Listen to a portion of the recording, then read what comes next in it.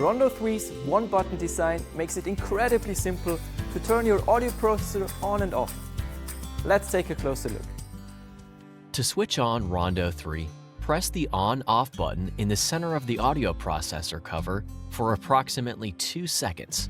If you are a new user or caregiver, you might find the simplicity cover useful to help familiarize yourself with the location of the on-off button. When the audio processor is turned on, the main indicator light will fade to white. The main indicator light will then blink blue to show which program is activated. One blink indicates program 1 is selected. 2 blinks indicate program 2, and so on. If the link monitoring function is activated, the indicator light will blink red.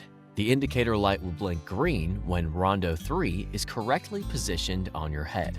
Rondo 3 should be placed over your implant, with the MED-EL logo against your head and the microphones facing upwards. To switch your audio processor off, press the on-off button for about 2 seconds. The white indicator light will fade out once Rondo 3 is off. It's as easy as that. With just one press of your Rondo 3, you're good to go.